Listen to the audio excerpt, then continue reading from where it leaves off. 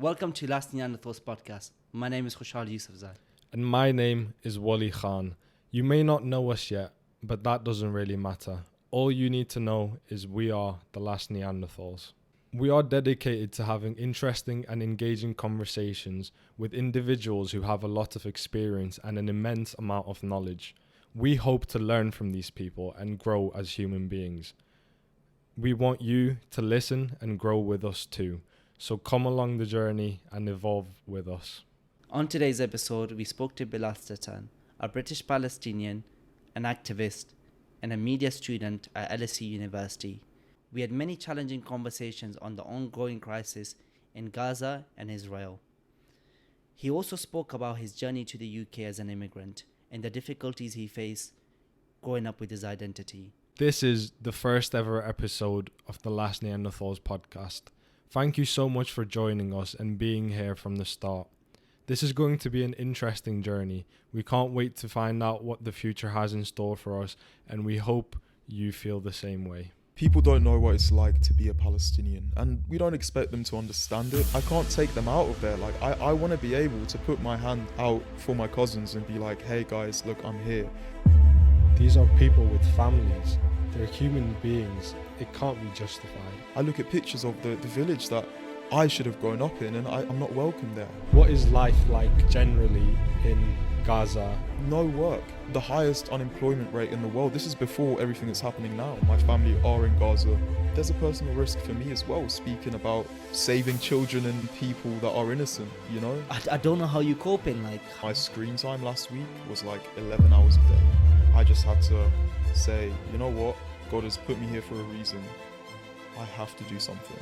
I say my shahada. I thought I was gone.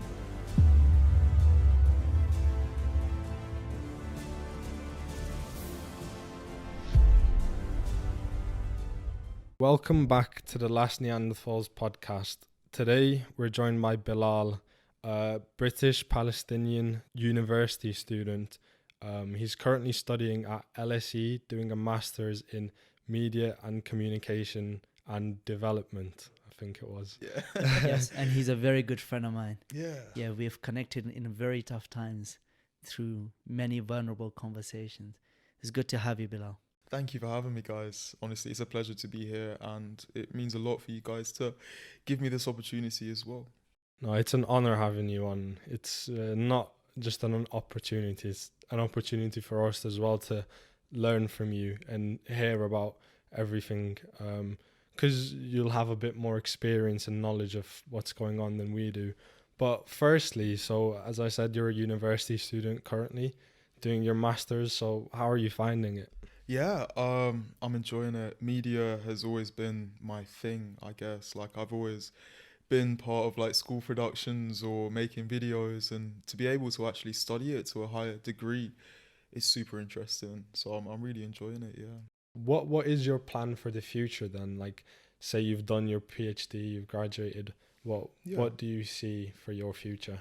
Well, I want to see a future where, if it's me, if it's someone else, I want someone who comes from, let's say, a disadvantaged background or somewhere that, historically has not been represented adequately. I want them to be able to have a seat on the table. I think that's the most important thing, because, we can't just continue to live in a world where it's just, centered around one culture or one area. And I think the most important thing in terms of, I guess, what I want to do and what impact I want to have is that kind of seat on the table, that firm position which says that I, deserve to be heard, and that, if anything, the points that I make or the perspective that I provide is valuable.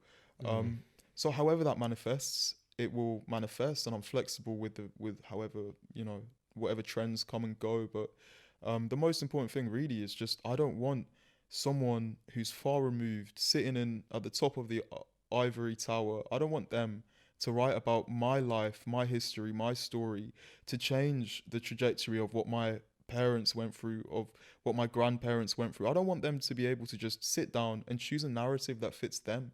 I want to be able to affect that narrative as well, because, my history and my perspective is as valuable as anyone else's.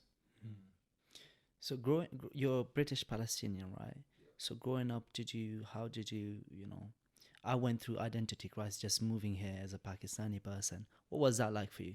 Oh, mate, I had no idea that I was brown until I was told I was. Like, honestly, growing up here, I felt quite. Actually, wait, actually, the first week that we came here, the whole neighborhood, 20, 30 people of, let's say, English descent, turned up at our door, knocking. This was like 15 years ago when we turned up first. Knocking on our door, telling us, "Go home, get out of No here. way. You don't deserve to be here." No. Whatever. Like That's that was my That's first nuts, experience. bro. I can't believe I you remember being went through 10 that. years old and seeing that group of 20, 30 people just outside my door, and like my parents dealing with them by themselves. Like, That's insane. You forget that things like that actually happen. yeah. Yeah. And where was that? Whereabouts in England? I mean, here in Birmingham. In Birmingham. Yeah. So even the place that my family still live in now. That's crazy. surprising as well, Yeah. because it's quite a multicultural society here, isn't it? This was like 2007, 2008. So What was I it guess different? it's I mean, there's a lot of changes which have happened kind of over the past however many years, but I guess at the time it was just more acceptable to be able to vote, like say those views out loud, and to have people around you when you're going to a new neighbor's home telling them that they don't belong here. They felt some kind of legitimacy saying that, but I don't know, I'm not sure if that kind of they'd have the same kind of confidence now. It's like an entitlement to the land, even though it's not like they don't own it, they feel entitled to it. But you said you were about 10 when you moved here.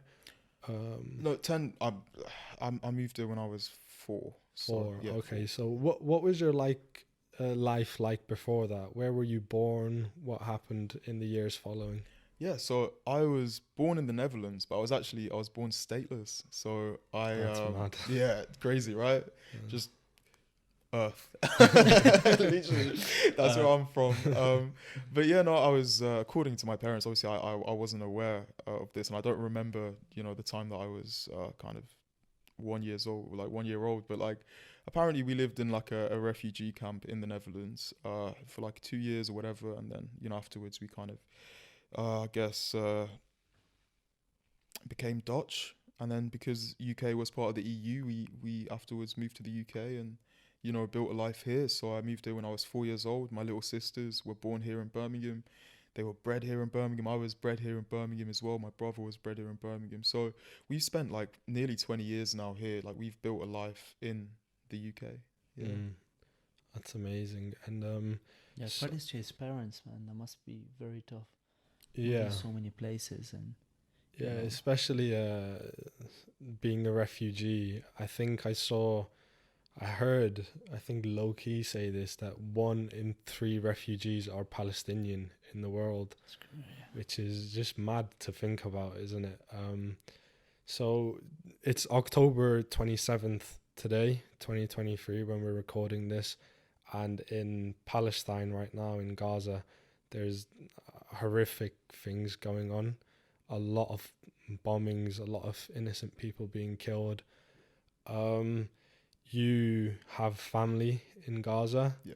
So we just want to hear from you about everything that's going on, because we are in the UK so far removed from everything that's happening there. Yeah. So could you please tell us a bit about what life is like there right now, and also what life was like before as a Palestinian?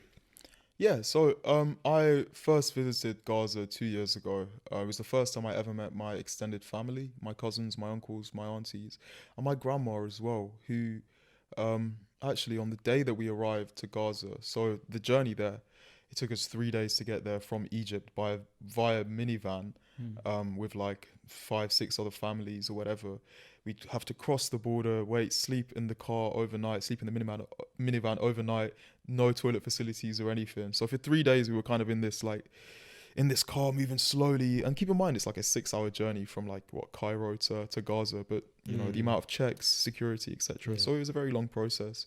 But when we got there, actually, it was all of the effort we put in, like, it was all worth it. Our cousins, they printed this big poster with our, pictures on it and everything. They welcomed us. They had this thing called a zephyr, which basically, like in any wedding or any celebration, what you have is like a kind of convoy of cars that go about and, like, beat their horns and, play music and, whatever.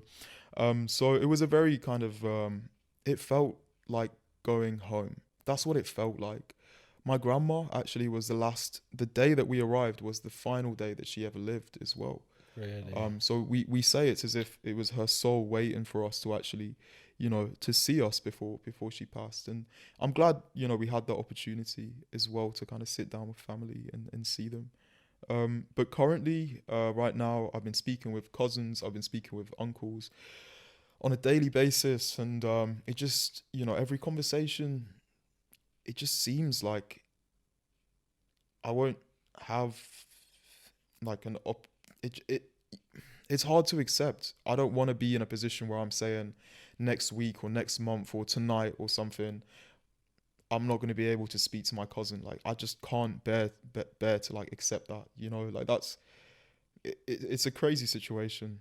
And it's like imagine just kind of, I guess, like being in that position where you can't really affect change, or I can't take them out of there. Like, I want to be able to put my hand out for my cousins and be like, hey guys, look, I'm here.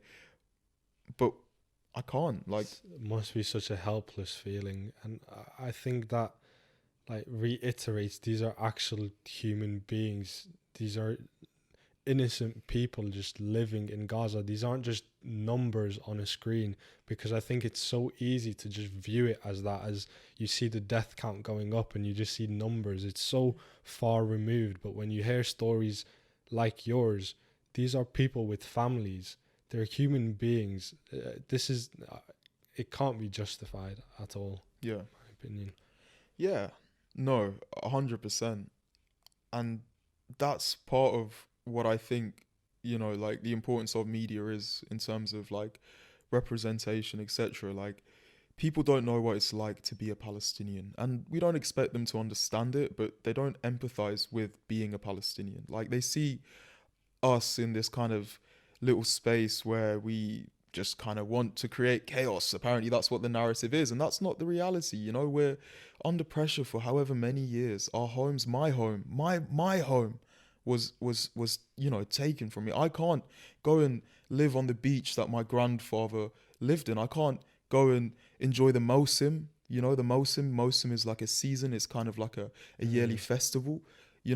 My family, we used to have a festival every year where people from across different countries around the Levant or wherever would come and trade food, clothes, dance, etc.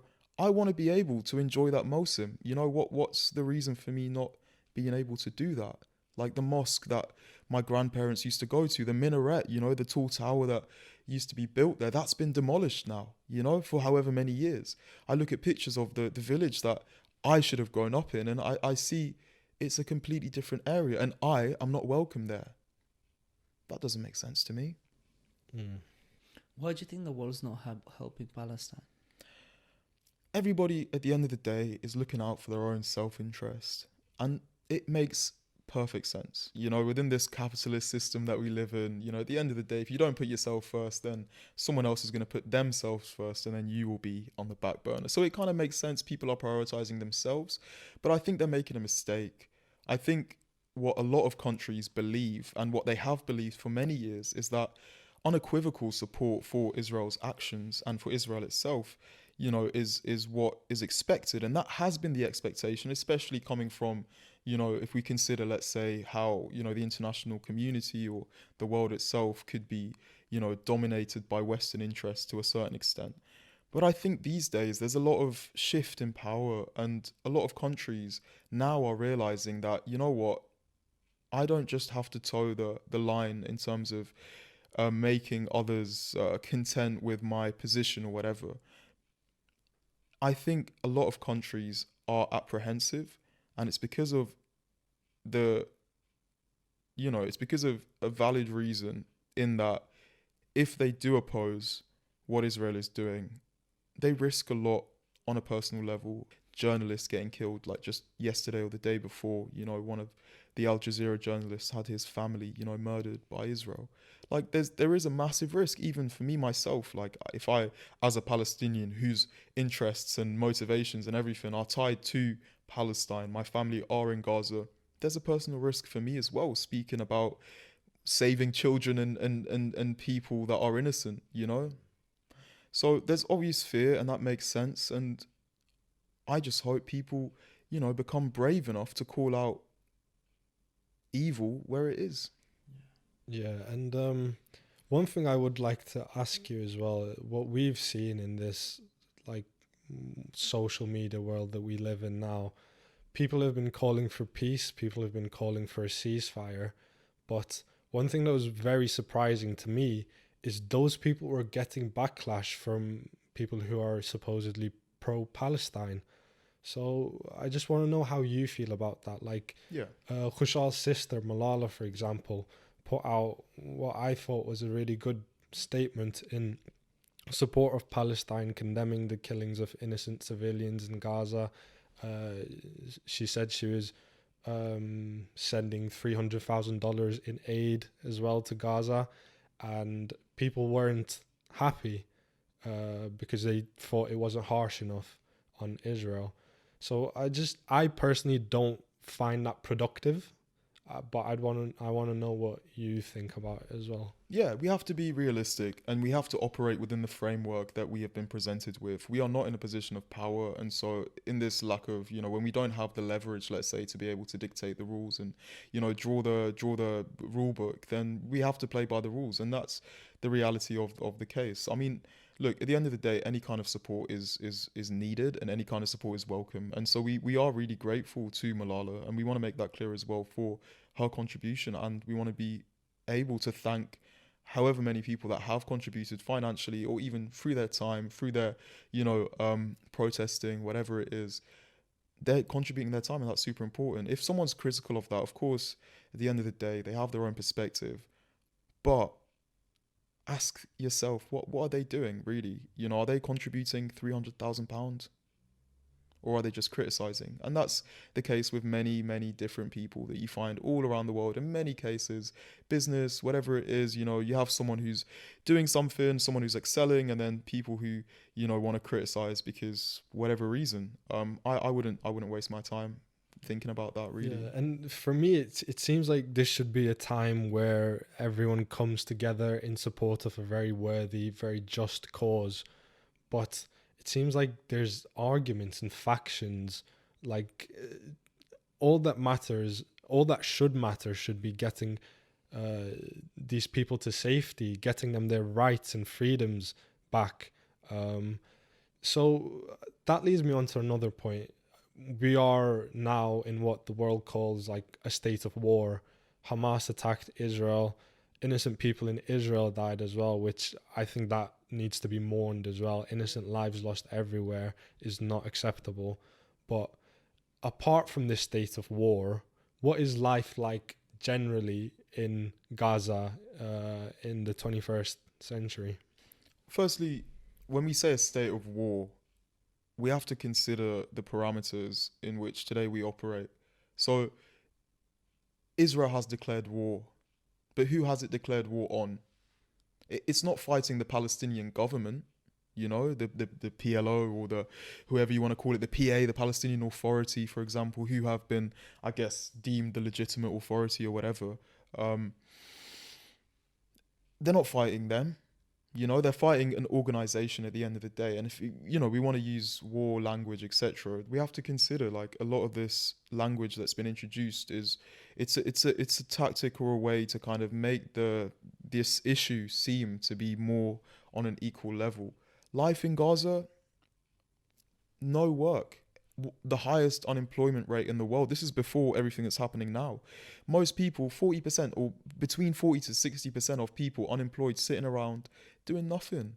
So imagine, for example, a population where you have loads of young people. So the average age is like 18, 19, for example. You have loads of young people who go to university. So it has the highest or one of the highest literacy rates in the world, actually, Gaza does.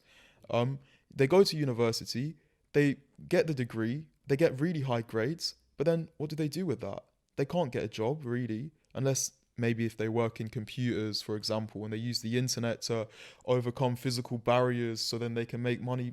Maybe that's the case, but consider who is digitally literate, for example, and then consider as well like who has the ability, the finances, the time to even be able to operate on a digital basis. So life in Gaza, when I went, I enjoyed it. But the thing is, I was there for a month and a half.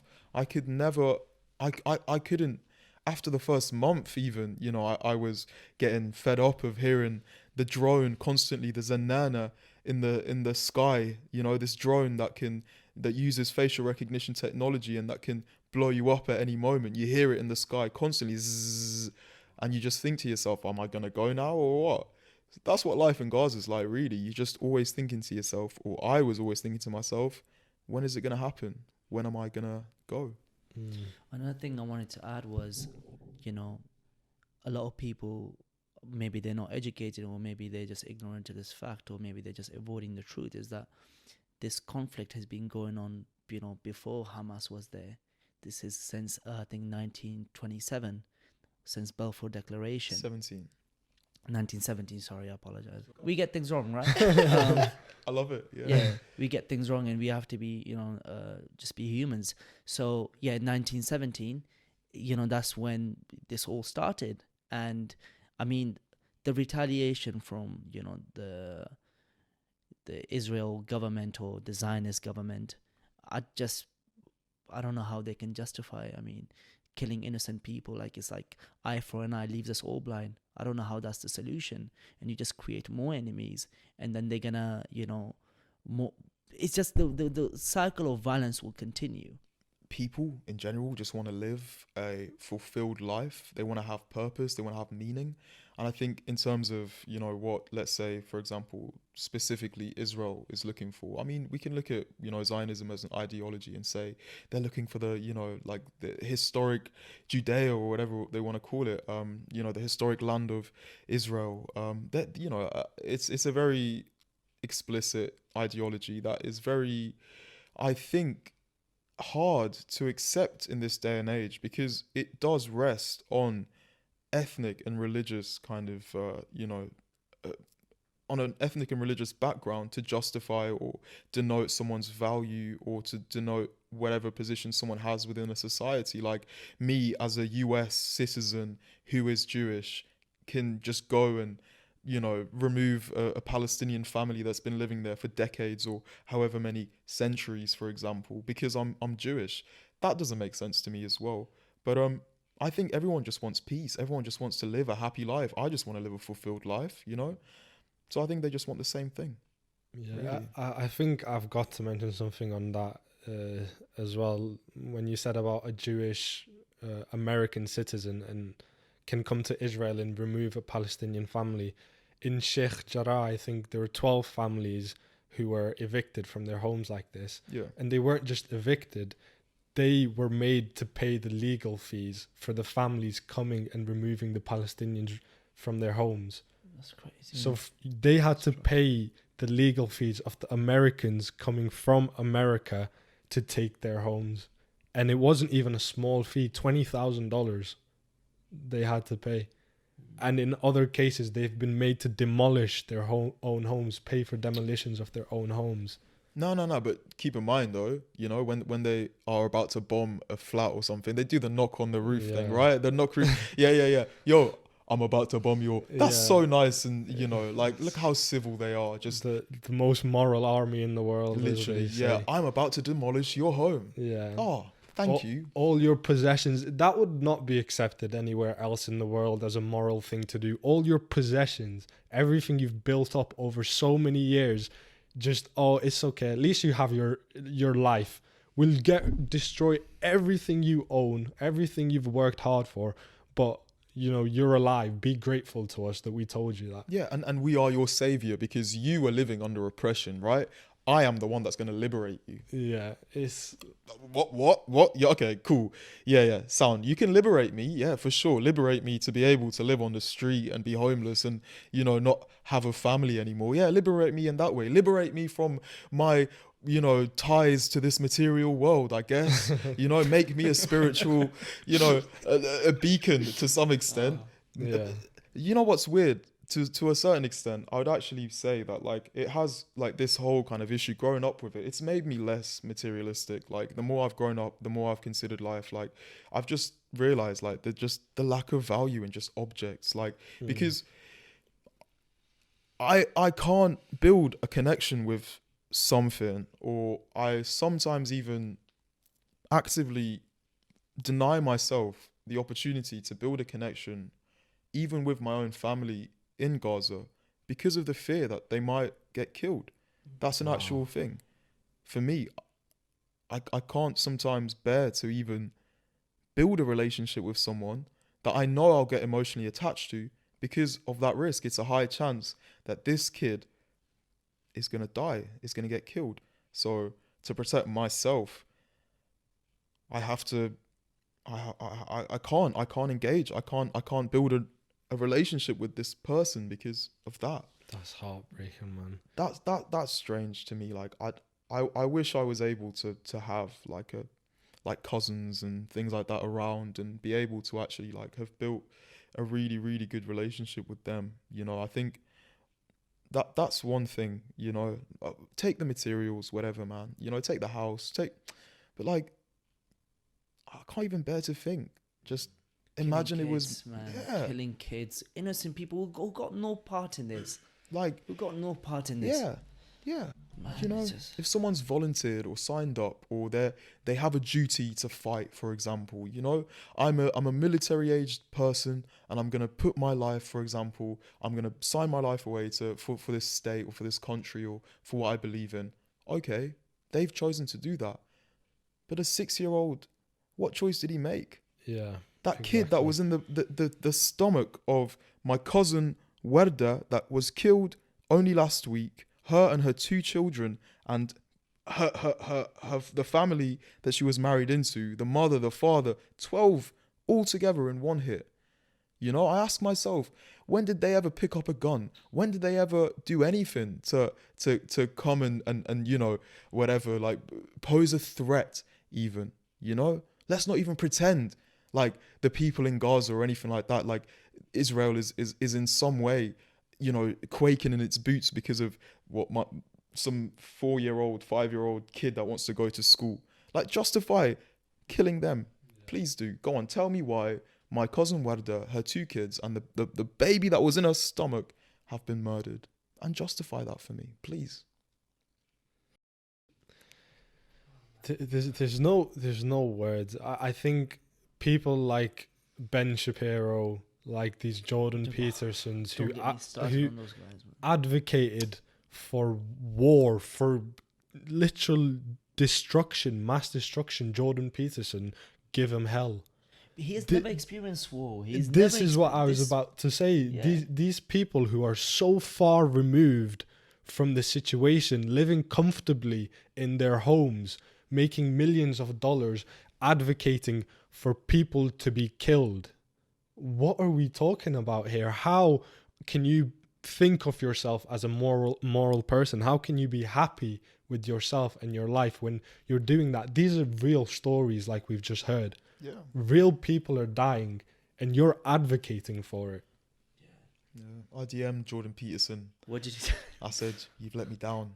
He has let me down He's let as me well. down. Because I liked his psychology stuff. And, Literally. the work is still, like, the stuff he's done on psychology work. But the second he came into this politics thing, man, it's been a mess, man. Mate. This man does not know what he's talking about. Yeah. Do you remember when he was talking about the Abraham Accords as if they were like, Muslims, it is a responsibility for you to build ties with Jews. Like, okay, I accept that, but it's also their responsibility to build ties with me. Don't put the whole thing in my pocket as if it's my, only me takes that's two. here. It takes two. It takes two. It takes two. I think Hypocrisy. he is a very good psychologist, but people need to not associate someone's work with their character as much. We've seen this done time and time again recently, where you like what someone's saying about a specific topic, so you grow attached to them and then you think they're a great person. You don't know these people at all. You don't know what they're talking about off the camera. You don't know what they think in their head. So just stop the like infatuation. Like, just, you can agree with them on certain things, but don't idolize these human beings. They're the same as you. They're no different. 100%. I just want to give you, I'm so proud of you, and your courage is so inspiring. Bro. That there is this tragedy is going on. Yeah. And, I don't know how you're coping. Like, how are you coping, and where are you getting this courage and strength from? Barely, if anything. But yeah, it's weird. There are moments where like it just kind of hits you at once, and you just kind of get overwhelmed with emotion. Like you think you're fine, and then it's just like, and that happens, of course. Like, I'm not gonna deny the fact that I've been, like for the past 2 weeks, literally in bed, unable to move. My screen time last week was like 11 hours a day. Oh my God. Literally. And the week before as well. Like, Were you consuming news? Just consuming. I wasn't able to attend, I was, but I didn't attend any lectures, didn't do my assignments, whatever. Like, I just, completely just shut down. Like, because you can't do anything. Like, okay, I can do something here. I can use my voice, and then I used my voice and I put my message out there, and I was like, okay, finally, okay, cool, I've been published somewhere. But then you look after and you're like, well, how have I saved the life of like my 5-year-old cousin? Like, how have I saved his life by doing this or that or whatever? So you feel utterly powerless, and it's very hard to kind of come out of this place where you just want to give up. But then I think reaching that level where I was like, damn, like that, I had to reach that level first before I was able to build up again. Like, I needed to grieve. I needed to think about it for a second. I needed to pause. And how did you build up again? Oh man, I have no idea. But it's just, it's there. Like, it's I wouldn't even call it power. Like, it's not even, I don't know. It's weird. It's like I'm lucky enough to have a good support system around me. So I had people checking in on me. Obviously, I was always constantly talking to my parents as well. Like, because I was, I live in London for uni, and my parents live in Birmingham. So, talking to them on the phone and stuff as well, making sure that they're all right. Keeping in constant communication with people that support you, people that are on your side. But also, I had to delete social media, had to get rid of all the visual kind of input that was really damaging my psychology. So like, even on my mental state. So like, if you go on Telegram, for example, you just see dead body, and it's just like, at one point I just had to turn it off, put my phone down, and just literally I had to switch everything off, bro, to just think for like a minute. Like 2 weeks I was AFK, and then from there I just had to say, you know what, alhamdulillah, the position that I'm in, God has put me here for a reason. I have to do something. If I sit down in this depressed state for any longer than this, and I gave myself the opportunity to be in that state, if I stay in this position for any longer, then, why am I even, like, what am I contributing? Am I gonna look back in a few years, if my kids ask me about what I did during this time, am I gonna be someone that said, I kind of accepted it and just let it happen? Or am I going to be someone that said, you know what, I tried, I put my work in, I put my effort in. And so I guess I just made that choice, and it was a choice made for me. I'm sure you would do the same thing. I'm sure you would do the same thing as well. I'm sure anyone would do the same thing. Your whole family's about to die, bro. Or my whole family's about to die. Like, how can you expect me not to speak, Exactly. And I want everyone to think about this as well. We living here, we have the privilege to be able to switch off, to turn our phones off and Yeah. distance ourselves. If you're in Gaza right now, you don't have that luxury. You're Yeah. seeing this happening all the time. So as a media student at LSE, what role do you think the media has played in the current conflict? Yeah, so media has a very important role within any democracy or in any kind of society where, you inform the population about the important things or the things they need to know, or, kind of to a certain extent what they should kind of believe. In this situation, and I wouldn't call it a conflict myself, and this is also, I guess, an indication of what role the media has played in this particular kind of issue. The role the media has played is it's kind of made it seem as if it's like two equal sides where, there's one and there's another and they're both fighting each other, and, to anyone, when you have two people, I guess, who are of similar build or whatever fighting, it makes more sense. Like, I wouldn't see a featherweight fighting a heavyweight, for example, right? But that's the kind of impression that the media has given, actually, the impression that this situation is one where there are two equal sides. That's not the case.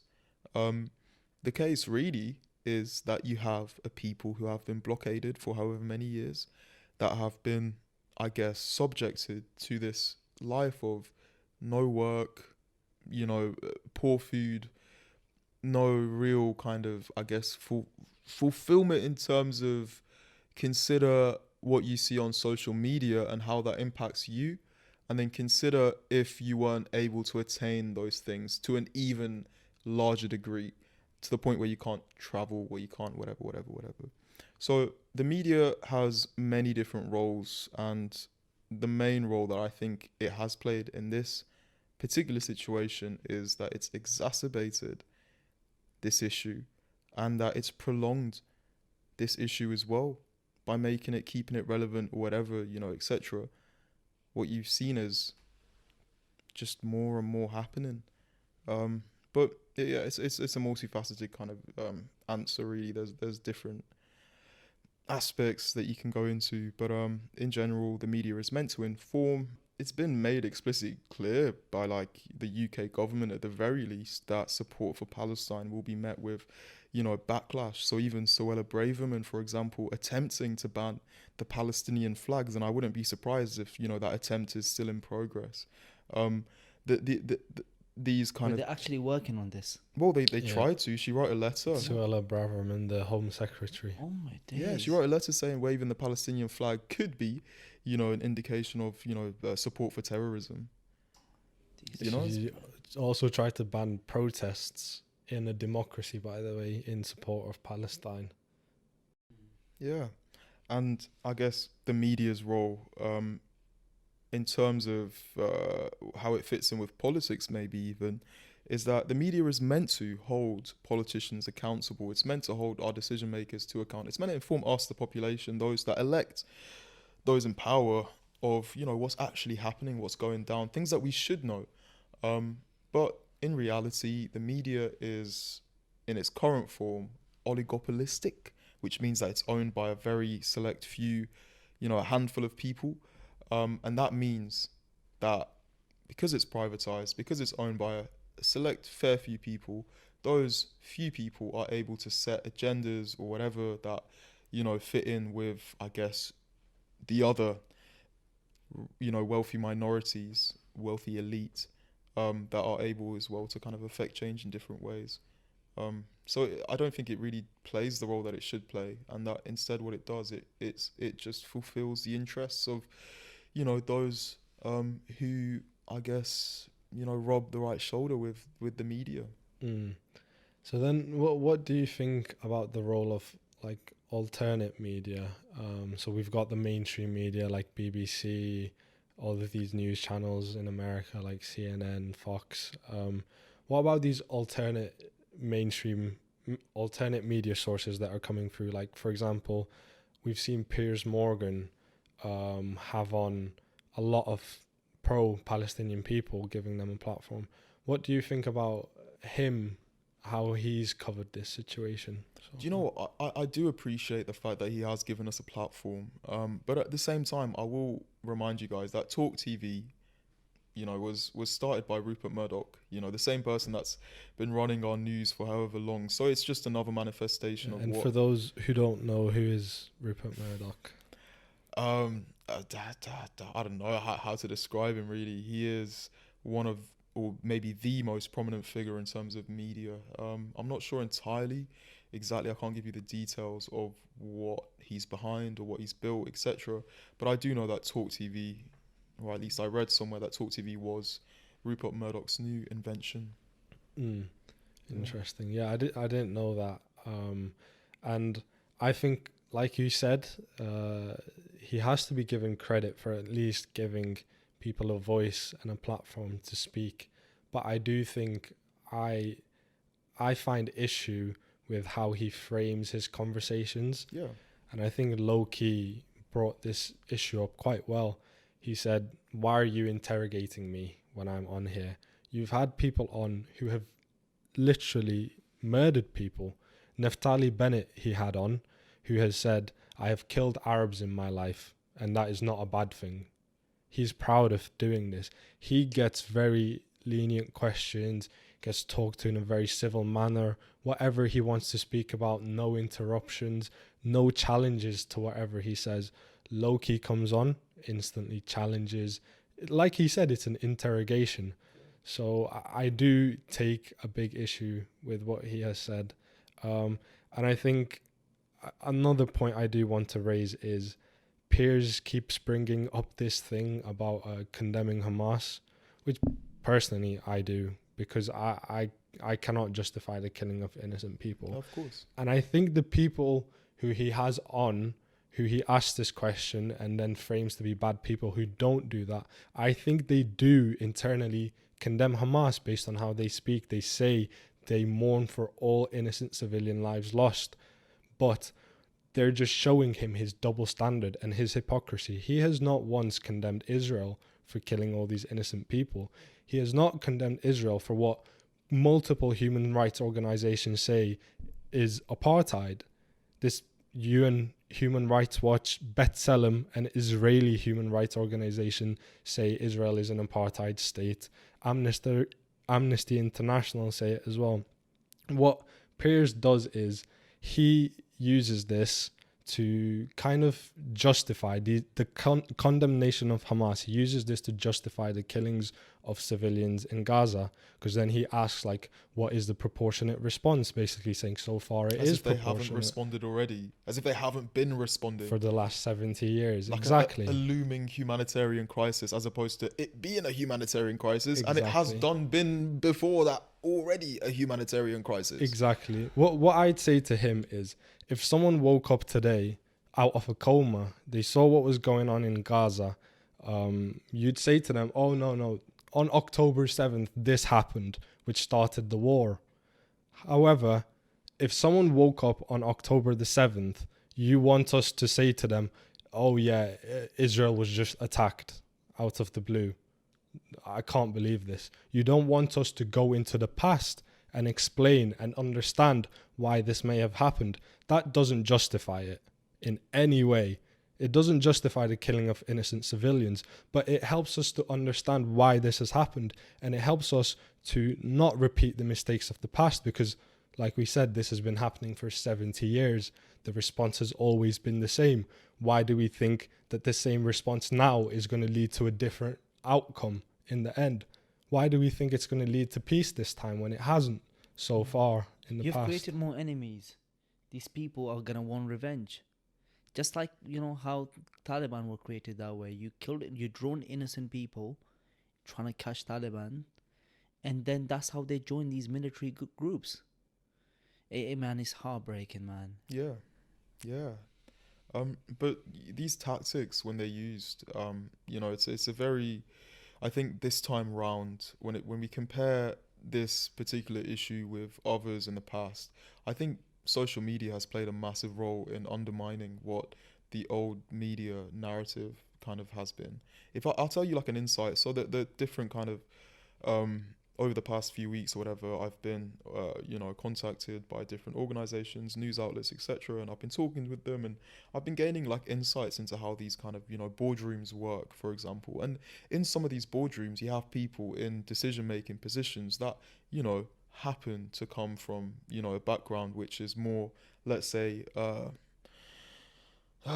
more favors the Israeli side a bit more, whether that's because of personal reasons or whether that's because of other reasons or whatever. I don't know what reasons could be other than personal, but and in those kind of boardroom discussions, they emphasize these big producers that are behind big news corporations, for example. I can tell you one example where I've heard one producer emphasizing like the amount of times that they should use the word terrorist to describe Hamas. Like this is an actual insight into one of the biggest news corporations in the UK and throughout the world as well. In the boardroom talking about Palestine, Israel, you had someone in a high position of power of Jewish origin saying, use the word terrorist more, use it more, use it more, use it more. So, I mean, if you think about like how it's being portrayed and how it's whatever, we wanna make sure that we give credit to the civilian journalists on the ground as well that have used social media. So like Mu'taz Azaiza, for example, if you've been keeping up with Instagram and seeing what his posts have been like, changing the narrative, it's super important that we have the ability to do so. But we also must recognize at the same time that that ability may not last for much longer if we don't stand up and protect that right. Because, for example, if we go back to the example of like Braverman wanting to ban the Palestine flags, had we not went and protested and raised the Palestine flag, then she would have had much more confidence to be able to actually enact that, that decision. But because we used our voices and we said no, etc., you resisted, it didn't happen. Yeah.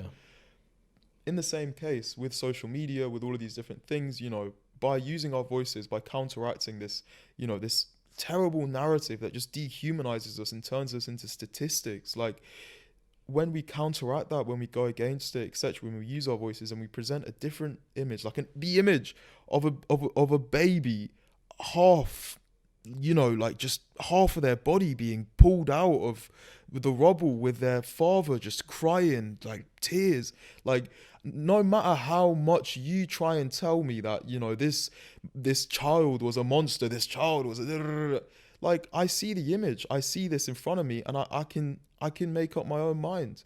I can say, whoa, no, this is not the case. What I see in front of me is some innocent kid that's just been smashed to bits, and now his father is pulling him out the rubble. Like, doesn't make sense. Like, again, if we think about the role of the media and what it does, etc., it really literally is a mechanism that serves the interests of the elite, those who are wealthy, those who are in power, etc. And that's pretty much what they've exposed themselves as. Like this time, they really exposed themselves. People before had some kind of inkling or like inclination that the media was in some way biased or whatever. But if anyone said anything, the media is controlled by, the interests of a few, etc., then, you get, this guy's crazy. Theory, yeah. But then now it's exposed itself. Exactly. These things all do sound like conspiracy theories. That's the maddest part, but they're actually happening. Like, Israel is taking Palestinian kids to prison without charge, holding them there, thousands of them, without seeing their family for years. This happens. It's not a conspiracy. This is what we call a democracy. This is a country that takes part in Eurovision, that takes part in the Euros in football. And they do these kinds of things, and we're meant to just sit back and say, it's okay, guys, don't worry. It's not that bad. And like you said, I think people are kind of waking up a bit now to these tactics. Like, they're using all these talking points to justify the killings of Palestinians. Like, one I hear very regularly is Hamas uses Palestinians as human shields. Yeah, as if the killing of civilians is the responsibility of Hamas. Who pressed the button? Exactly. Who pressed the button? Like, who's the one that went above the sky and just dropped this bomb on this? Yeah, it's your fault. You're the reason why I'm about to, eat this ice cream. Oh, you don't eat the ice cream. I'm eating it because of you. What? What do you mean? It makes Yeah. no sense to me, like, at all, to blame your actions. You're putting them down to someone else, and I don't know, man. It's very, very, very like difficult to try and navigate like this space in terms of communicating, etc. Because even within this podcast, we all know that if we say the wrong word or do the wrong, however it can be Yeah. taken, like you even mentioned, like I don't want to be cancelled, for example. Like it's an actual fear that we have these days. Like we worry that our reputation is just gonna go away. Go away. Yeah, like I know people that have literally reposted, not even a pro-Palestine post, but just highlighting the tragedy that's taking place. They've literally lost their business. Yeah, it's tragic. It's tragic. So people are scared to speak out Yeah. because you lose your job otherwise, or you get cancelled. They dehumanize you. They just put you in a box that that you're pro Hamas, you're pro this, you're pro terrorist, and yeah, that's how they get you. Yeah. That's Yeah. how they get you. I think that's what's important to understand as to why these people don't want to just bow down to these talking points and just say, okay, yes, I will accept whatever you say, give me these questions, whatever. I will continue forwarding on whatever you want me to say. They reject that. That it's not that they support Hamas, it's they reject your framing, your narrative of this situation, that the Palestinians are always to blame in the end. Yeah. Israel has no blame. Has Piers ever condemned Israel? He says no, he's never said it. He says, "Oh, I've always talked about the plight of the Palestinians," but he expects everyone else to directly condemn the other side. Why don't you directly condemn the countless human rights violations that have happened? Why not? It doesn't make sense to me, and I don't think he's a bad person. That's the thing. Doesn't matter if he is. At the end of the Exactly. day, he's in a position of power where I expect him to do his job, and that's to give me the accurate information. Yeah. But maybe that's not his job. Maybe the job of media outlets, etc., are just to present one narrative, one perspective, one story. Because at the end of the day, as human beings, we only have one perspective. Maybe Yeah. that's the case. Yeah, and then But that's not the world we live in anymore, though. We don't Yeah. live in a world where it's just one culture, one. And a lot of people are speaking now as well about how multiculturalism is a failed experiment. I'm not sure if you're reading many of these Yeah. comments, but It's the same thing, like you saying that. It's the same thing about like speaking out for peace. Apparently, is now a bad thing. yeah. Okay, look, That- let's consider this then. Yeah. Why not? Why not peace? Why not? Why do you think that these people in Gaza are not are being bombed? Like what do you really think is a justification for it? What do you mean? Like, Like- a justification, or like Is just the a reason I why guess, they're yeah, doing like if you've really thought about it deep down, etc. Because the thing is, everybody knows about peace, everybody knows about etc. But then you do see people that are justifying, bombing these people, etc. And they really do believe that it's right because these guys attacked first, and we have to teach them a lesson and things like okay, that. I'll tell you. I think they're probably in a media vacuum, right? Echo chamber. Echo chambers, Yeah. right? Where they gain just one perspective, and Okay. what But then was it? we're also in echo chambers, though. We're all in echo chambers. People have to actively now expose themselves to other perspective. I think if people were properly educated, they would just know not to take things on surface level. Nowadays, people read a headline and they boom jump to conclusion. It's that instant gratification, right? Or like, I mean, our attention span is so low. We see a title and we're like, oh, that's what it must be. And a lot of people nowadays clickbait. Yeah. Because that's how they get views, and that's how these media, right? They also clickbait, Yeah. so they can meet the needs of the shareholders who are all about the profit, right? So if they do give a balanced perspective, then they're losing all the money. I think the people we need to appeal to are the rational middle ground. I think that is where the most change can take place. These people who are calling for mass murders of Palestinians, all of this, they are not going to understand the perspective. No matter what you show them, they will never understand. They don't want to. However, there is people in the middle ground, rational people who are just ignorant, who are unaware of what is truly going on. And those are the people that we need to appeal to. And I am confident in my position. If we lay everything out on the table, that they would agree with me. They would agree with the Palestinian cause. Yeah. And I think one thing that kind of shows the guiltiness of the state of Israel, not the Israeli people, is how they try and manipulate media, how much propaganda they put out. You know what? Let me tell you something, and I'll give you some hard-based evidence. You know, I'm paraphrasing, but this is evidence to show that actually this is the case. Consider even beyond old media, new media, Meta or Facebook or whatever. Meta has a regional centers around the world, right? So obviously, if there's, for example, Facebook in India is going to use Indian languages, things like that, right? So you have to have a center in India that's specific for that, and you have a director, usually an Indian director, for example, that administers the Indian side of Facebook, right? So you have regional offices with kind of these heads of offices, right? And that makes sense. Consider this.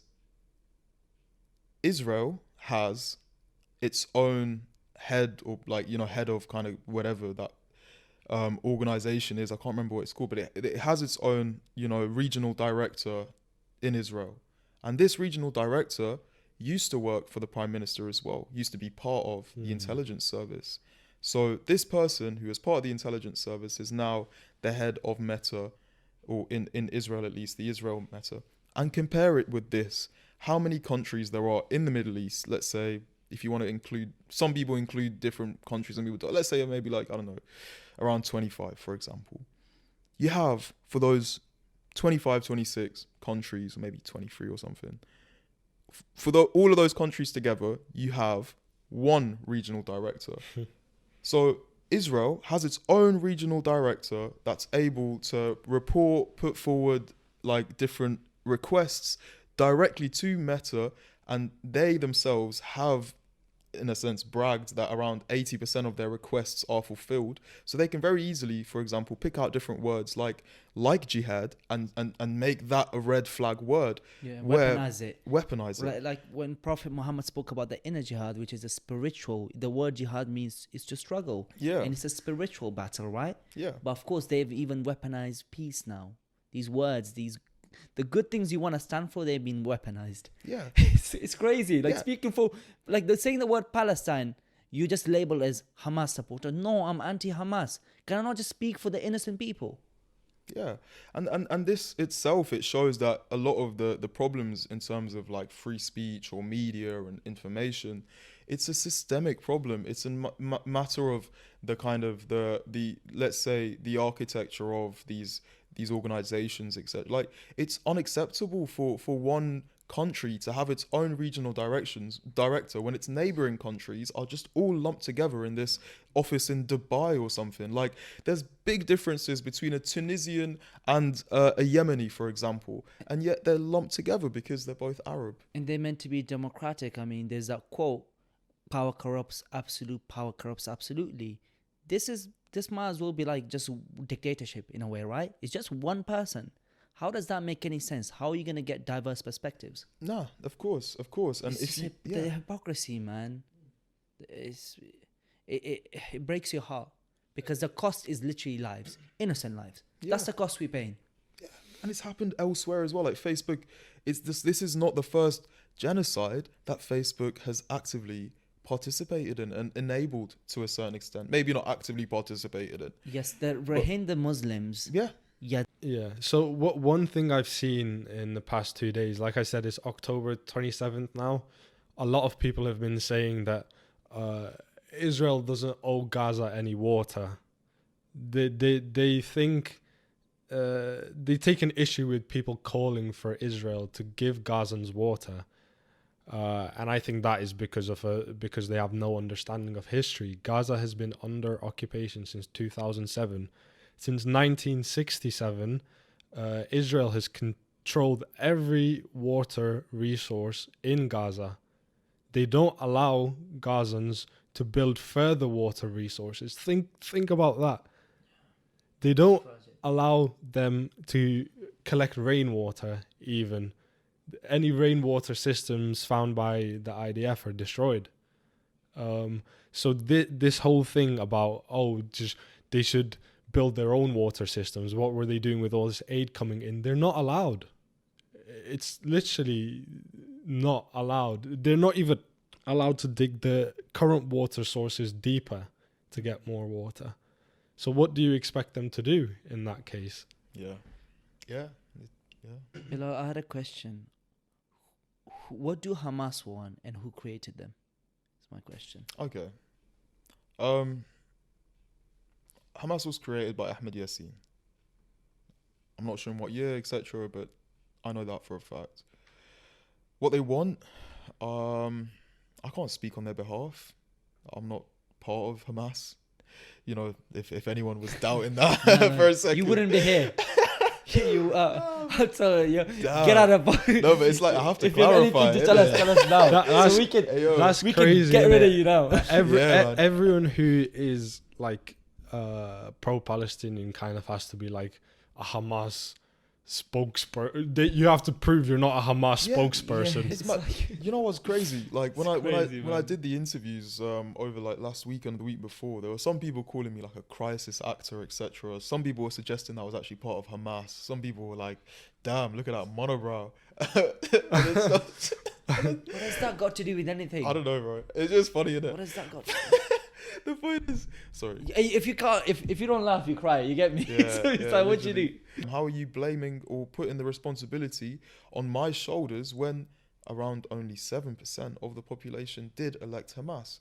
Regardless of the organization, regardless of, the army's actions, regardless, whatever, from both perspectives, if you've made the choice to fight, you have made that choice. You've made the choice to fight. You know, you understand the risks or whatever. You're not being forced to fight. Fair enough. It's understandable. You've chosen to fight. Go for it.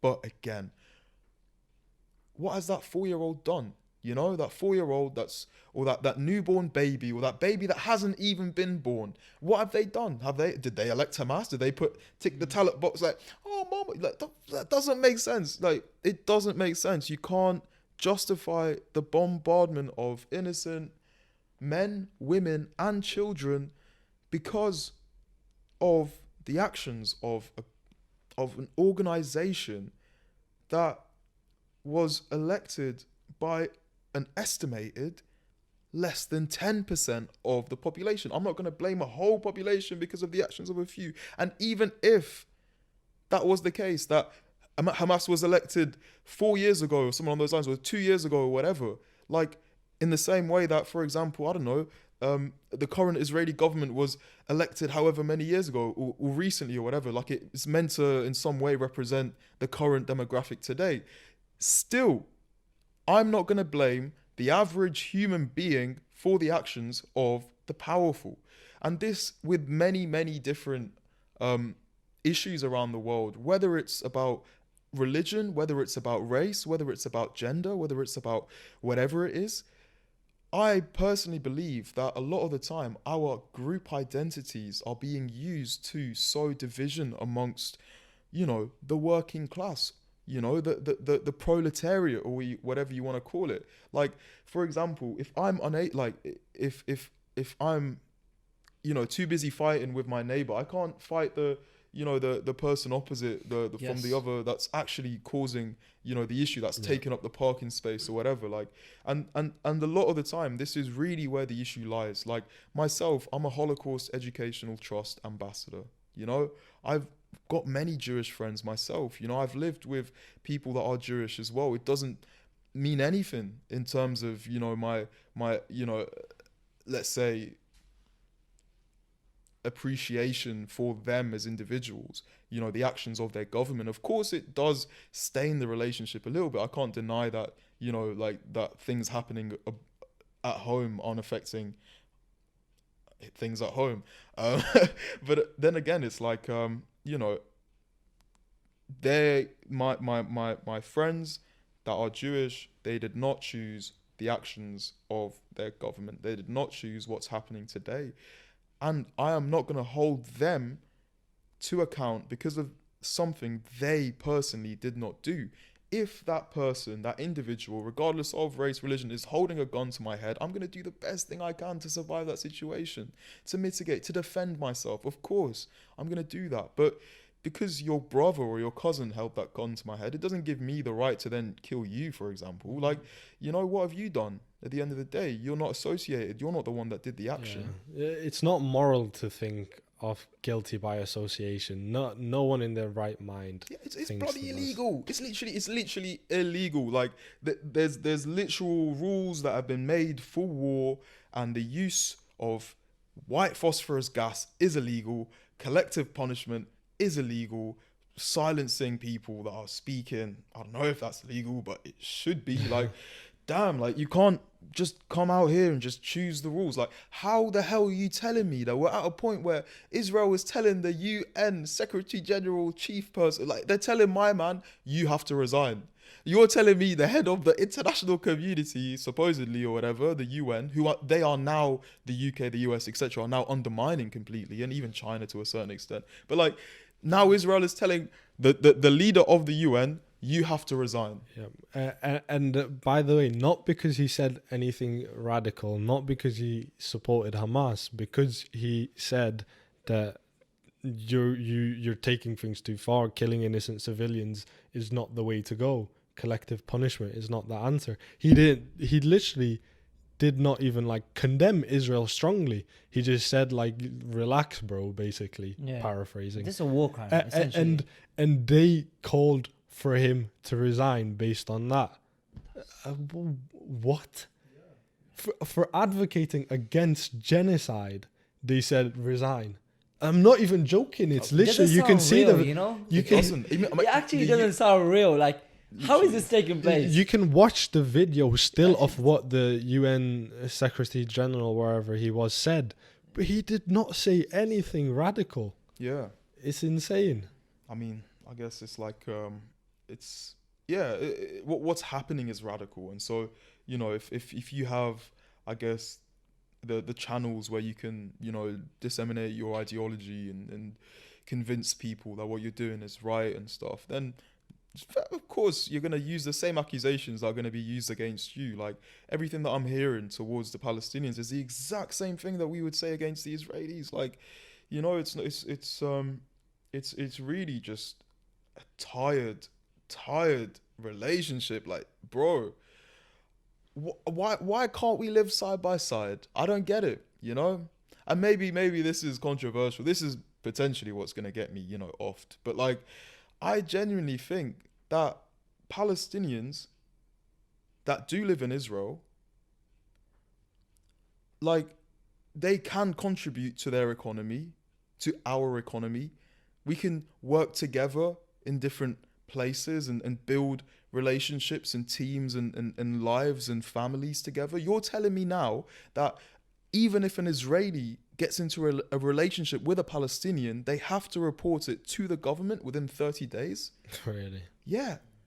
Yeah, no, genuinely. You're telling me that me, if I'm chilling or whatever, yeah, like I'm having a good time, I go to uni, I meet this girl, she's, okay, yeah, cool, yeah, you're from, that's fine, I can, you know, talk to you. She can't talk to me. She has to declare the fact that I'm Palestinian to the government, and then she gets, I guess, penalized for, you know, me being the dirty monkey that I am, you know. That's weird. Like, that's genuine, entrenched racism. Yeah. Let's call it for what it is. You're here discriminating against me because of where I'm from.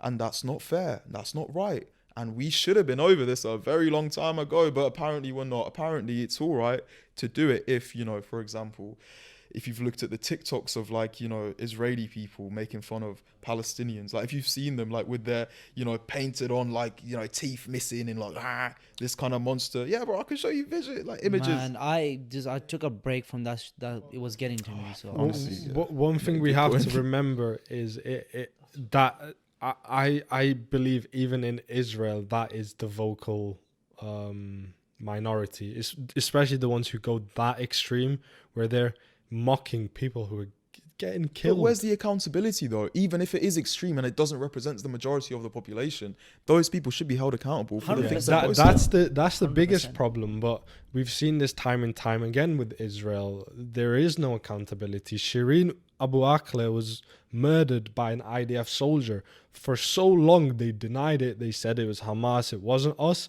When everything died down, people forgot about it. They said, oh, it's probable that she was killed by an IDF bullet.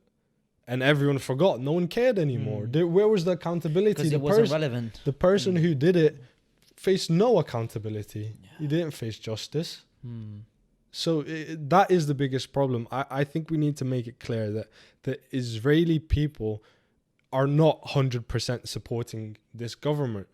They are actually very much opposed to Netanyahu and his government, which is Netanyahu is blaming the protesters for what happened in Israel. He came out and he said they are the ones that are responsible, them and a few other people, the chief of the IDF, he said. But because people were protesting how harshly the Palestinians are being treated, how they're being oppressed, he blamed them for distracting the country so Hamas could attack.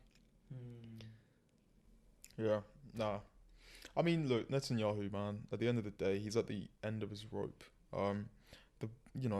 Even if he goes, I'm indifferent, because it's just these people at the front, they're just the faces, and the mechanism, itself, it goes much deeper than that. Like, if anything, it's a good thing, I guess, for us that, we're getting this much attention, at least at this point in time, despite what's happening. Because, a lot of the time, even my cousins tell me, and I feel quite guilty sometimes about this, is, Gaza has been forgotten for so long. It's been forgotten for years and decades. Like, people have lived on, moved on with their lives, and, people in Gaza have just been stuck in that little strip for however long, and so I'm hoping that at least out of this, we see an improvement in the livelihood or the standard of living for, my people, my family, my communities. Like, I really do have a kind of optimistic outlook, despite what's happening, etc. I don't think that the international community is just going to accept this. We're at a point in time, I think, where not just through this conflict, but over the past however many years, there's been a rise in different powers across the world. And if we consider, let's say, Russia, Ukraine, if we consider the rise of China, if we consider, for example, the threat that Iran poses, if we consider, for example, the BRICS nations, if we consider all of these different elements or whatever, we can at least point to a certain extent towards, or we can compare today with, let's say, 50, 70 years ago, where, you didn't have as much power within those different regions. Like the rise of China, for example, exponentially in the past 20 years, that presents a completely different political ballgame for the US in particular, in terms of them now having to consider the interests to a further degree of the Chinese people. And so I don't think we're in the same kind of hegemonic one system kind of world that we have been living in for so long. I think that system is slowly fracturing, and what you see is that is Europe and the West, etc. What they're trying to do is they're trying to hold on to these like remnants of what has been kind of breaking away for so long.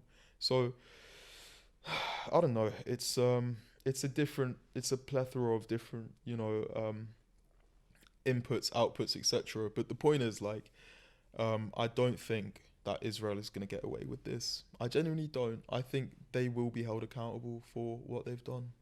I really hope so, but it's quite tragic that when nations like are falling apart, when they're losing power, right? They get desperate, and that's when they overuse their power. And when the power is overused, only then does the world basically realize that, oh, what are you doing here? This is not right. We're always reactive, not preventative. Yes, like it's like it gets to the as worse as it can get, and then we take action. It's like, when the Nazis, Churchill says this, first they came for the Jewish people, then came for the other nation, Poland and these other countries, and then we reacted when they came for us, right? Yeah. It's like, why do we have to let that happen all the time? Why does it need to come down to this? Yeah, it doesn't. It really doesn't. Like, and I'm here, like, it's happening to me now, bro. And the thing is, I'm the one that's surviving, I guess. Like, I'm the lucky one out of it. Like, I'm here to tell you it's about to happen to you as well. Like, it's about to happen soon. like be ready, because a lot of people even claim Gaza is some kind of testing ground for the weapons that, you know, they manufacture. And you know, I to some extent believe that claim. I think what's happening now is you see a rise in technology, in terms of, you know, weaponry, automated weaponry, you know, kind of robot dogs, Black Mirror-esque kind of things as well. So what do the elite lack? They lack physical power, in a sense. What the compromise is, in a sense, that he maybe recommends or whatever talks about, to a certain extent, or the compromise that's been adopted is the introduction of democracy, where you give the, according to Marx, illusory feeling that, you know, these people are participating, when in fact the real decisions are being made on an economic basis. Okay, but if that's the case, the elites hold the resources, the elites hold the capital, the elites hold whatever ownership, but they don't hold physical power, and so they still, to a certain extent, are held accountable by the general population. What happens if those elite have more physical power than the general population? And this is where the technology comes in. Military technology, robot dogs, surveillance, etc. If this elite wealthy minority is able to subdue mass population, etc., then I don't see democracy really, you know, being championed for very much longer. What I really see is just, I guess, full transparency. Yeah, we are the ones in control. Yeah. Or basically tyranny masked in just a basically empty shell of democracy. Yeah. I mean, look, regardless, like, what is the position of the working class? Like, what do the working class contribute a lot of the time? What is the value that we hold? Labor, right? That's what we present. We give our time, we give whatever, our labor, and, you know, through that, the capitalist, the owner, is able to realize the, you know, the product, and then from there they can sell it. I mean, what happens when we lose that right? Or not right, what happens when we lose that power? You know, what happens when we lose the power of labor itself? You know, like, there have been, for however many years, like, protests against machinery because it removes people from jobs, etc. But we're at a point now where we're not just removing people from jobs. You know, you can just deploy a drone or an AI or whatever that can just subdue a whole population, throw bombs down, there you go, you know, kill as many people as possible, one person having 500 deaths to their name, for example. Like, that's the point that we're reaching, and that's the point where we're at right now. I'm just letting you know it's happening to me, and it will happen to you as well. Yeah, no, it will, and I'm very aware of this fact that, you know, things can get like, one of the things people underestimate, and I was speaking to my friend, I'm like, you know, it doesn't take too much for there to be a nuclear war. It can happen. It has happened again. Humanity has dropped nuclear bombs. So What's to say, right, that some guy gets really angry, who loses his mind because of power, and he just drops. All you gotta do is just drop one nuclear bomb. One madman to drop one nuclear bomb, because the power is in few hands, right? yeah. And No, this is me getting a bit extreme, but yeah, this is big, you know, but exactly. Like, you obviously, you know, it Can. wouldn't just be like one person's decision to just press a button and drop a nuclear bomb, but it can seem like that. Like, in times of war, especially now, people are justifying, like, is America dropping the nuclear bomb on Hiroshima and Nagasaki? People are using that as justification for what Israel is doing. I thought we today decided that was not okay. I'm so confused. When did we get to this point now where we're like, oh yeah, it was okay for America to drop the nuclear bomb on Hiroshima and Nagasaki? I'm so confused. And also on the working class thing, I think that is a very good and important point, because they keep the working class divided for that specific reason. You don't have power if you're divided. If you're united, maybe you can do something. But the elites, what they tell you is, listen, that ethnic minority, that foreigner who is in the same socioeconomic position as you, he is your enemy. He wants your job. He's who you're competing with, not me. Leave me alone. I've got 99% of the wealth, but you guys need to fight it out for that 1%. God forbid you took 1% of my 99%. That's why we see so much division in the world right now in this Palestine-Israel conflict. They try and make it, well, you said you don't want to call it a conflict, but in this situation, that's why we see people trying to make it a Muslim and a Jew issue. It's the Muslims versus the Jews. It's not. That is the most silly point. If you hear anyone say that, disregard it completely. Muslims and Jews have lived together countless times throughout history, peacefully. They've flourished. Many of our ancestors were Jewish as well. Exactly. Abrahamic religions, right? Yeah. In Palestine as well, there was a lot. Even as Semites, for example. Like, yeah. That's crazy to me. Like, we come from the same grandfather. How can I be anti-Semitic? Like, damn. Exactly. But, you, as a Palestinian person, you are Semitic. That is the definition of a Semitic person. It's not just Jewish people. It is the people from that area, which includes Arabs, Palestinians. So yeah, it's just these definitions, this division. That is the main problem. I think that's what needs to be rooted out for us to see real change. Yeah, that's very well said. You know, I'm sure if like I look back far enough, I'll find, you know, Jewish ancestry in my bloodline. Like, I'm sure of it. You know, if the justification for the creation of, you know, this Zionist state like was based on what over 2,000 years ago, the kingdom of David, etc., then, you know, and the fact that, you know, it belongs rightly to the Jews, etc., and, you know, if Judaism is based on heritage and ethnicity, then there's a strong theory that Pashtuns are Jewish, apparently, that we are a lost tribe of Jewish people. Yeah, we'll speak, we can mention that a little, but one thing I want to address as well is that argument, in my opinion, also does not hold up at all. If you want to use this argument of we came here first, so it's our land, even though it's 2,000 years ago, in Judaism, the Canaanites were on the land first. The Jewish people didn't just stumble upon this land and were like, oh, it's uninhabited, let's make it ours. The Canaanites were there. So you can't say, oh, this is our land because we were there first. There were people there before you. And who's to say the Canaanites weren't the current Palestinians, the Arabs who are there now, which is the point that many people make. So that argument, again, is just, in my opinion, silly. Like, there are rational arguments to it, like Jewish people wanting safety, wanting a homeland.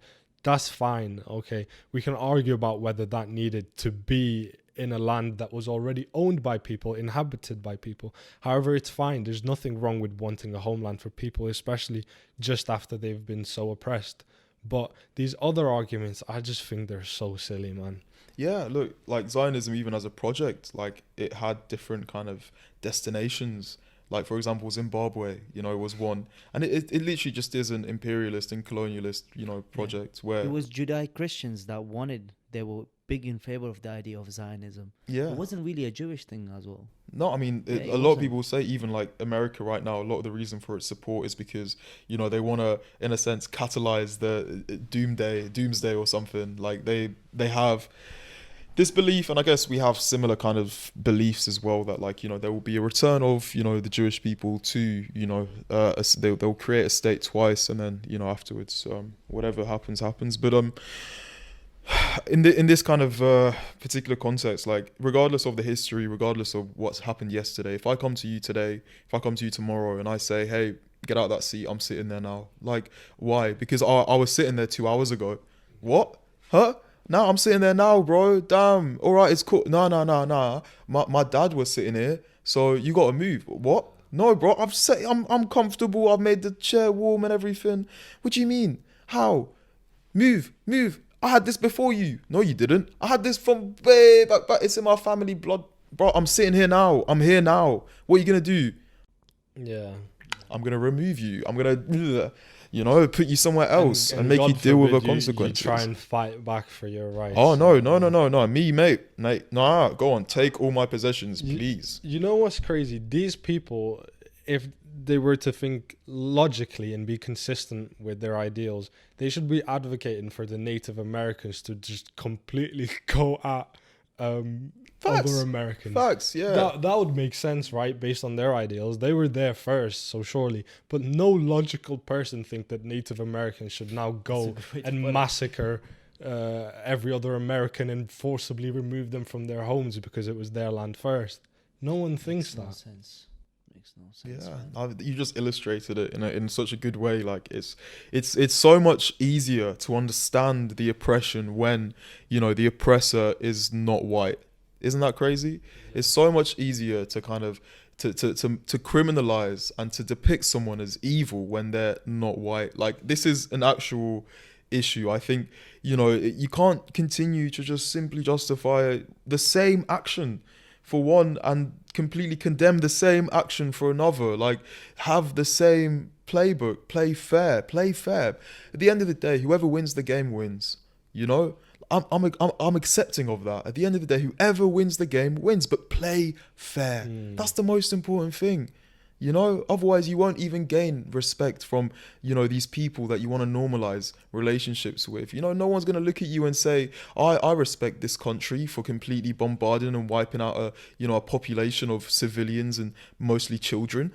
No one is going to be on your side. If people in power, like true people in power that actually are leaders, etc., you can tell the character of that leader when of that person when they're in a position of power, and then they choose not to use it in particular cases to show mercy, to show some kind of, you know, like that you're controlling yourself. If you have that much power, you have to be able to control yourself. Restraint. You can't restraint. You can't just carry on doing crazy things like it's nothing. But at the same time, look, I'm going to make it very clear. Like, we need to be able to acknowledge that the actions on October 7th were horrific. They were. The killing of babies, horrific. The raping of women, horrific. The kidnapping and abduction of elderly people, that's horrific. And anyone that's experienced that, I feel complete sympathy for them. And I feel really sorry for anyone that's still, you know, in a terrified state as a hostage or whatever it is. It's a difficult position to be in, of course. And I feel really, really sorry for anyone that's been caught up in this. And anyone includes Israelis, anyone includes Palestinians, anyone includes human beings that have just been, you know, trying to live a peaceful life and trying to, you know, take their kids to school and stuff. And then what you find is, you know, this isn't the case because, like, for example, there's I was at this event like 2 weeks ago, and this young Palestinian who's actually quite known, Jenna Jihad, she was speaking. She's 17 years old, right? And she was giving an insight into her life, I think in the West Bank. She was talking about getting to school, and it's a 20-minute drive. But for her to get there, it takes 2 hours, 3 hours because of the amount of checkpoints. Sometimes she wouldn't even get to school because of the checkpoints. Sometimes she'd be at school, the sirens would go off or something along those lines, and then sometimes she'd be in the compound, and then the Israeli force would come in and just blast music out loud just to disturb the people. All the little kids would run terrified. The big monsters here. What's happening? They come in, they just terrorize the village. For what reason? I can tell you from personal experience. When I was in Gaza, the last day that I was there, it was the third day of the Gaza war in 2021. And although for the past 90 days, or not 90 days, although for the past like month and a half, which is 45 days, maths, although for the past 45 days, we used to hear every morning the F-16s flying up in the sky, like whoosh, flying around, whoosh, and the Zenana constantly zzz, you'd see the walls with the guns pointing towards you, etc. Obviously, you never got that close to the border. But on the final day, it was the first time I actually saw the F-16 in the sky flying. There were bombings everywhere. Of course, I was afraid for my life. I was in the middle of all of it. We saw the rockets going up. My brother has a video of like the bombs coming down as well. And there was a pilot who decided what he was going to do was he was flying this way. I was sitting on this bench with like 3 of my other cousins. We're talking about, when it's like the last day of school and you're kind of like with your boys and you're talking. It's kind of like that, really. I'm not going to see you for a while. Maybe I'm never going to see you again, you know. But the point is this F-16 pilot flying in the sky, and we're just looking up. I'm looking up. I'm like, I'm bricking it. You know, they're kind of used to it at this point. They're like, of course they're afraid, but like they control their emotions. But I'm like looking up. I'm like, what's happening? What's happening? I see it. I see it. I see it. What it does, it passes, and then it turns back around. So imagine it turns back around and it's right above our heads, slows down. I can tell you this, like I remember it like frame by frame. Like it slows, it goes, turns around, slows down right above our heads. I say my shahada. I say, Ashhadu an la ilaha illallah wa ashhadu anna Muhammadan Rasulullah. And it just flashes white. Boof! Big bang. I can't do anything in that moment. I'm stuck in this moment in time. Big, white, bright light in front of me. This plane that in 2 seconds just turned around and just decided to whatever. I thought I was gone. Turns out he was just playing with us. Big joke. Haha, lol. I'm just gonna scare these little kids to death. But I was shaking. Even to this day, I hear aeroplanes. I think I'm gonna get bombed. Like I genuinely believe that. Like I hear bangs outside and I'm like, I say my shahada. Like this is me as someone that's grown up in the UK, that went to Palestine once, that sat with family for like a month and a half, that experienced the bombing once. And I'm here hearing planes and I'm like, that's me. How am I getting PTSD from that? Bro, I remember walking back into the family house after all of that, because there's bombings everywhere and everyone's kind of like, you know, it's that kind of, is it my time now? So I go back in and one of my older cousins, he holds me by the shoulder. He's like, Bilal, you good? You right? What he basically does is he jitters or whatever. He like starts pretending that like something's about to fall on my head. And it was the best thing Just for me. To make it was light of this. yeah, that kind of attitude. We're about to die. Lol. Okay, is what it is. At the end of the day, it is just the dunya. I believe that there is an akhirah. And this is the second thing that I usually tell people about my visit in Gaza. But what I asked my cousins, the first one being, you know, the kickboxing, the second one being, I asked my cousin, give me a stereotype of people in the West. What do you think? And he said, people in the West are afraid of death. And that really resonated again. If we go back to the idea of like materialistic, etc., or whatever, but then consider this young man in Gaza saying these words, you know, I am not afraid of death. That's the reality you have to accept. If you're afraid of death, you won't be able to operate in Gaza. You won't be able to get up out of bed. Bro, imagine life here. Think about how many people are stuck to their phones and their beds because they're feeling some form of depression or whatever it is. Then imagine being in a position where you can die at any moment. At any moment. Just, you can be gone. And like, you don't accept that. Like, it's very, very difficult on a personal level. Like, I wasn't able to hack it. I'll be honest, I don't know how the hell they're coping right now. Because me, I hear planes, I look up in the sky, and all I remember is that moment when I thought I got killed by the IDF. That's all I remember, you know? But you know what? Yes. You know, alhamdulillah. Yeah. We pray things get better, man. Also, Bilal, throughout knowing you, I've I found that you're an incredible poet. So we would love to hear some of your poetry, and if you could share with us.